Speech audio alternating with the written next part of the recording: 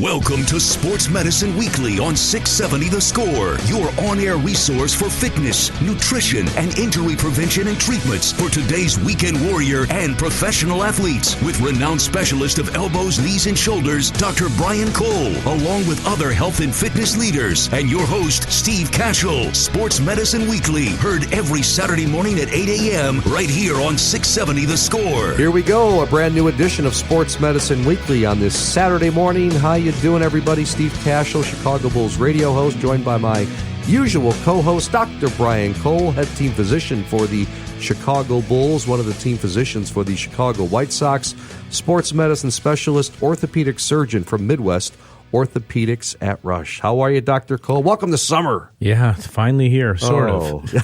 we think we're going to have it for a while, right? So it goes quickly, I know. Hey, a lot to do in this show. I want to get right to it, Doc, and I want to talk a little hockey here as we talk about sports medicine injuries. And a member of the Detroit Red Wings had an interesting injury. Jared McIsaac, a defenseman, played through the second half of the season with a shoulder injury, then surgery to repair his shoulder capsule, expected to be out 5-6 months. I've heard about, I had tenodesis that you did on my shoulder, the biceps tendon. Mm-hmm. We've heard about rotator cuff, which is probably the most common, but can you explain the shoulder capsule and how you would surgically repair that? So think about this. This will help you. This will make it easy for you to remember and understand. Think about the shoulder as like a golf ball on a tee. Right. Okay. And it's very easy to knock the golf ball off the tee, right?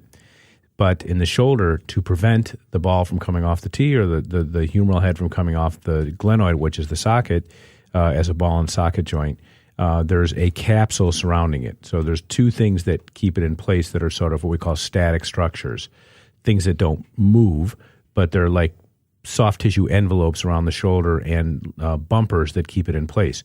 One is the labrum. So the labrum surrounds the golf tee or the cup, and that's just a rim of cartilage that creates more depth. It's a soft cartilage ring around it covering the edges of the bone, so it deepens the socket, so it increases the resistance for the shoulder to come out of place. Does that make sense? Yep. And then the second component is the capsule, which is like a soft tissue baggie, almost like cellophane around the shoulder. It's a very thin, only a couple millimeters thick collagen bag, if you will, that surrounds the shoulder. That's the capsule. That's the capsule. And then just outside of that are the rotator cuff muscles that are the dynamic part that keeps the shoulder in place.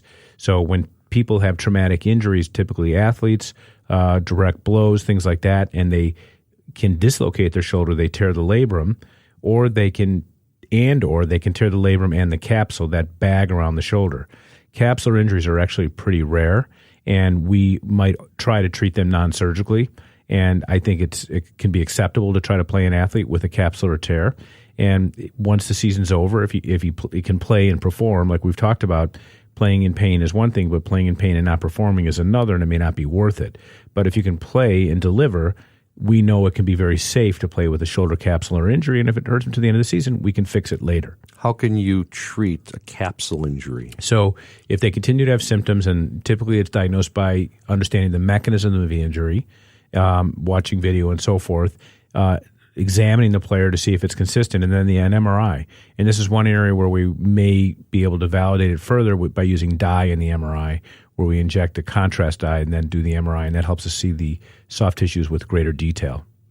So then how would you repair it surgically? Yeah, so arthroscopically. So like we did for your shoulder, we look inside it with a camera, and then if there's typically a rent or a tear, and we have these really cool instruments that pass stitches through it, and you arthroscopically tie knots. I mean, it's fun. It's actually really it's like playing a video game.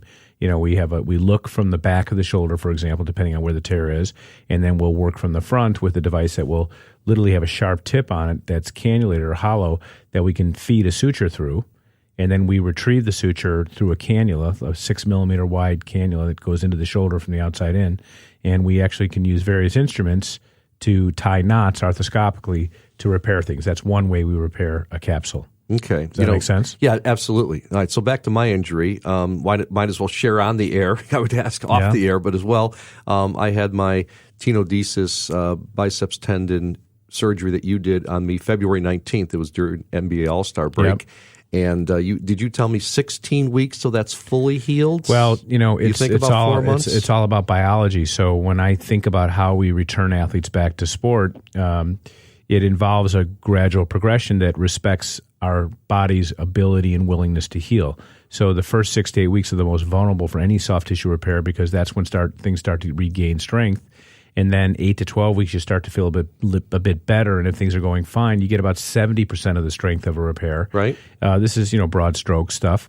And then by 16 weeks, I kind of feel like we're at a good spot that the level of healing is no different than you would have potentially started out had you had no injury in the first place.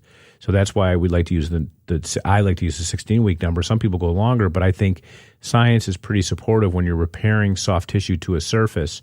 As long as the biology is pretty healthy and there's no unforeseen circumstances which might modify the timeline, I like the number 16 weeks to really stress something that's been repaired. Well, I feel great. I really did. The people at Midwest Orthopedics at Rush in Oak Brook, the PT, the physical therapy led by Tracy Jones, amazing people, Laura Perez, Amy, phenomenal. Go visit that facility in Oak Brook. It is great. And it's a beautiful place, too. But I feel great, and I actually hit some golf swings. You didn't tell me. 15 weeks. Good for you. I only went 160 yards in, so I only used 7, 8, 9 iron. Yeah. How'd you shoot? I was nervous, but I played really well. I thought I was just going to chip and putt. I played in a charity event. Yeah. And I felt great, and I put a little ice and some Motrin after the round. Just I felt a little something. Next day, no pain. So I felt like I really went through a threshold, past the threshold. Yeah, I know your goal was to play golf, and I'm glad we helped get you there. That's awesome. Now I can play catch with my boys. Hopefully, that's the next step. All good. Yep. Thank you, Brian Cole. Awesome stuff.